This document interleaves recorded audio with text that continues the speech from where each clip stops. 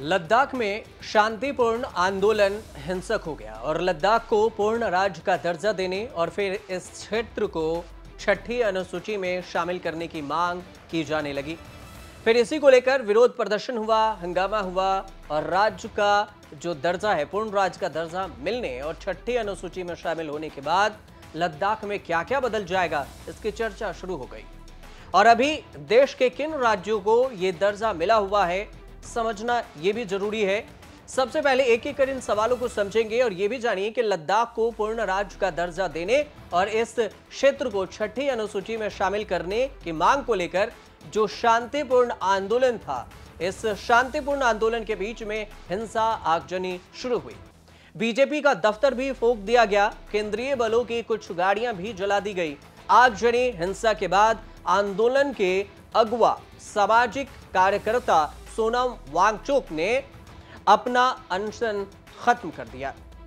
उन्होंने अपील यह की कि लोग हिंसा न करें और इससे आंदोलन बिखरता है। लेकिन कुछ सवाल है। सबसे पहला सवाल यह उठता है कि ये मांग कौन कौन सी थी। तो इसमें 4 मांगे थी। सबसे पहला मांग यह है कि लद्दाख को पूर्ण राज्य का दर्जा दिया जाए और दूसरी मांग है कि लद्दाख को संविधान की छठी अनुसूची में शामिल किया जाए और तीसरी मांग है कि लद्दाख में 2 लोकसभा सीटों की मांग की गई है। चौथी मांग यह है कि लद्दाख को जनजातियां, जो लद्दाख की जनजातियां हैं, उसमें आदिवासी का दर्जा उन्हें मिले। 2019 में अनुच्छेद 370 हटाए जाने और जम्मू कश्मीर पुनर्गठन अधिनियम के बाद लद्दाख को केंद्र शासित प्रदेश का दर्जा मिला और यह कदम प्रशासनिक दृष्टिकोण से बड़ा बदलाव के तौर से देखा गया। लेकिन इसके बाद से यहां की जनता के दिक्कतें बढ़नी शुरू हो गई। फिर जनता ने मांग करने शुरू कर दी। सांस्कृतिक संरक्षण, जो पर्यावरण को लेकर है, इसकी चिंताएं बढ़ने लगी और इन्हीं मुद्दों को लेकर लद्दाख के सामाजिक कार्यकर्ता सोनम वांगचुक और उनके साथियों ने छठी अनुसूची में शामिल करने और राज्य के दर्जे की जिद करने लगे, जिसके लिए वे भूख हड़ताल पर बैठ गए। इसके बाद मांग शुरू हुई। फिर भारतीय संविधान की छठी अनुसूची की अगर बात करें कि अभी कहां है, तो ये छठी अनुसूची असम, मेघालय, त्रिपुरा और मिजोरम के जनजाति जो क्षेत्र हैं वहां पर प्रशासन के लिए दिया गया है। इसके तहत स्वायत्त जिला परिषद स्थापित की जाती है, जिन्हें भूमि, वन, सामाजिक रीति रिवाज, विवाह, तलाक और अन्य खास विषयों पर कानून बनाने की शक्ति खुद ही राज्य को होती है। इसमें केंद्र दखलंदाजी नहीं कर सकता। तो सबसे पहले समझना जरूरी यह है कि आखिर छठी अनुसूची क्या है। तो भारतीय संविधान की छठी अनुसूची विशेष प्रावधानों का एक समूह है, जिसका उद्देश्य आदिवासी और सांस्कृतिक रूप से विशेष महत्व रखने वाले क्षेत्रों को स्वायत्त शासन देना, यानी खुद ही राज्य शासित हो जाए। और इसके साथ साथ ये अनुसूची केवल पूर्वोत्तर भारत के कुछ क्षेत्रों पर भी लागू है, जिसे खुद ही स्वायत्त जिला परिषद, जिसे ऑटोनोमस डिस्ट्रिक्ट काउंसिल और क्षेत्रीय परिषद, रीजनल काउंसिल, इसमें बनाई जाती है। अब इन परिषदों को कई प्रकार के अधिकार मिलते हैं। अब इन अधिकार में जैसे कि भूमि का अधिकार होता है, स्थानीय कानून बनाना, परंपरागत संस्थाओं को संरक्षित करना, वन और जल जैसे संसाधन प्रबंधन करना। इसके तहत केंद्र और राज्य सरकारें सीधे हस्तक्षेप कम करती है और इससे स्थानीय समुदायों को ज्यादा शक्ति दी जाती है।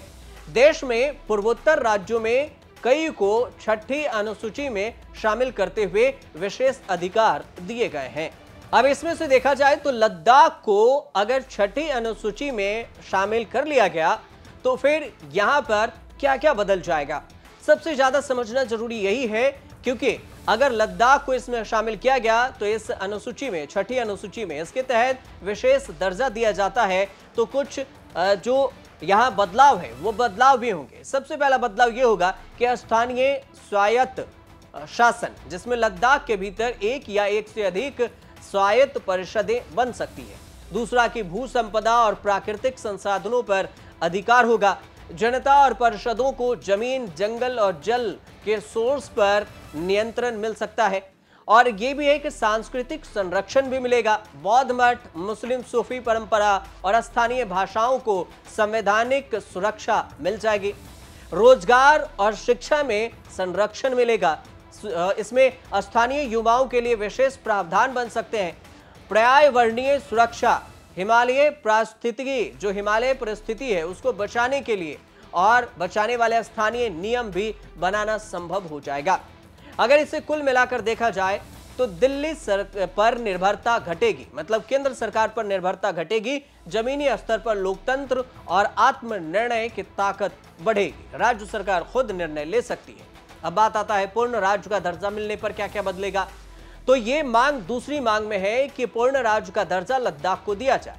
लेकिन अगर ऐसा होता है तो अपने विधानसभा बनेगी, यानी कि जनता के निर्वाचित प्रतिनिधि नीतियां बनाएंगे, मुख्यमंत्री होंगे, मंत्रिमंडल होंगे, जिससे प्रशासन स्थानीय होगा और विधायी शक्तियां बढ़ेंगी। ये सारी चीजें अगर पूर्ण राज्य का दर्जा लद्दाख को मिलता है तो बदल जाएगा। दूसरी बात कि शिक्षा, स्वास्थ्य, रोजगार, भूमि सुधार जैसे विषयों पर भी स्वतंत्र निर्णय लिए जा सकेंगे राज्य सरकार के द्वारा।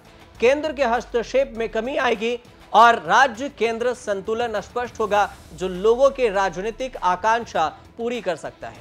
हालांकि राज्य का दर्जा मिलने से सुरक्षा और सामरिक दृष्टिकोण से केंद्र की चिंता भी बढ़ सकती है, क्योंकि लद्दाख सीधे चीन और पाकिस्तान की सीमाओं से सटा हुआ भी है। अब भारतीय संविधान की 6ठी अनुसूची आदिवासी क्षेत्रों को विशेष स्वतंत्रता प्रदान करती है और इसका प्रावधान भी है। और इसका मुख्य मकसद ये हुआ कि आदिवासी समुदायों की संस्कृति, जमीन और संसाधनों की रक्षा करना। आजादी के बाद इस 6ठी अनुसूची को इसलिए बनाया गया ताकि पूर्वोत्तर भारत के पहाड़ी इलाकों में रह रहे आदिवासियों को मुख्य धारा से जोड़ा जाए। और यह संविधान के अनुच्छेद 244(2) और 275(1) के तहत में काम करती है। और इसी के तहत स्वायत्त जिला परिषदें, जिसे आप इंग्लिश में ऑटोनोमस डिस्ट्रिक्ट काउंसिल, जिसे ADCS कहते हैं, वो बनती है, जो कि स्थानीय स्तर पर कानून बना सकती है। और ये कानून जमीन, जंगल, खेती, शिक्षा, स्वास्थ्य और स्थानीय करों, जो स्थानीय टैक्स हैं, उससे जुड़े हुए होते हैं और जुड़ सकते हैं। अब लद्दाख को 2019 में जब जम्मू कश्मीर से अलग करके केंद्र शासित प्रदेश बनाया गया था, उस वक्त इसकी चर्चा शुरू हुई थी। अनुच्छेद 370 और 35(a) के हटने के बाद लद्दाखियों को जमीन और नौकरियों में मिलने वाली विशेष सुरक्षा खत्म हो गई। लद्दाख के 97% आबादी आदिवासी हैं, जिसमें लेह के बौद्ध हैं और कारगिल के मुस्लिम शामिल हैं, क्योंकि अब कारगिल को भी लद्दाख में शामिल कर दिया गया। लोग ये डर रहे हैं कि अगर लद्दाख को 6ठी अनुसूची में शामिल नहीं किया गया तो फिर बाहरी निवेशक उनकी जमीन हड़प लेंगे। 2023 में ये मांग तेज हुई थी और धीरे धीरे डोमिसाइल नियमों को लेकर भी लोगों में असंतोष बढ़ा। अब दरअसल अब बाहरी लोगों को भी स्थानीय निवासी का दर्जा दिया जाने लगा और दर्जा दिए जाने की बात भी होने लगी। तो इस वजह से लोगों को डर है कि अब उनके अधिकार छिन जाएंगे और इसलिए लद्दाख में 6ठी अनुसूची की मांग तेज कर दी गई। अब अगर लद्दाख की जनसंख्या को समझे कि यहां पर आबादी कितनी है, तो 2011 की जनसंख्या के अनुसार से लद्दाख की कुल आबादी 2,74,289 थी, जो कि 2021 तक बढ़कर करीब 2,90,000 हो गई। और वर्तमान में यहां पर जो आबादी है वो 97% लोग हैं जो आदिवासी हैं, जिनमें लेह में ज्यादातर बौद्ध और कारगिल में ज्यादातर मुस्लिम हैं। खास बात यह है कि इसमें 27% आबादी युवाओं की है, जिनकी उम्र तकरीबन 15 से 29 साल के बीच में है। और इसके अलावा जो 6 साल तक के बच्चे हैं उनकी आबादी तकरीबन 9% तक बताई जाती है। ये 2020 और 21 के जो डेटा है उस हिसाब से आपको बता रहे हैं। तो इससे पहले कभी लद्दाख में बड़ा आंदोलन हुआ? तो हाँ हुआ। लद्दाख में सबसे बड़ा हिंसक आंदोलन हुआ था 1989 में। जब लेह के बौद्धों और कारगिल के मुसलमानों के बीच में तनाव भड़क उठा था। बौद्ध समुदाय ने मुसलमानों का सामाजिक और आर्थिक बहिष्कार शुरू कर दिया, जिससे हिंसा और भी ज्यादा फैल गई थी। अब यूं तो लद्दाख में छठी अनुसूची का लागू होना या फिर पूर्ण राज्य का दर्जा मिलना या फिर दोनों ही स्थानीय जनता के लिए एक व्यापक परिवर्तन ला सकते हैं, लेकिन छठी अनुसूची उन्हें सांस्कृतिक और पर्यावरणीय सुरक्षा भी देगी। जबकि पूर्ण राज्य का दर्जा अगर मिलता है तो यह राजनीतिक और आत्मनिर्णय का मार्ग भी प्रशस्त करेगा। तो परंतु यह भी है कि परंतु के बीच में सच यह है कि दोनों स्थितियों में केंद्र सरकार की जो सामरिक चिंताएं हैं और राष्ट्रीय सुरक्षा नीतियों को भी नजरअंदाज नहीं किया जा सकता। इसको भी देखना जरूरी होगा कि राष्ट्र के प्रति सुरक्षा कितनी है। अब सोनम वांगचुक और उनके साथियों की जो ये लड़ाई है, एक तरह से हिमालय बचाने और परंपरागत समाज को सशक्त करने की लड़ाई भी है। भारत जैसे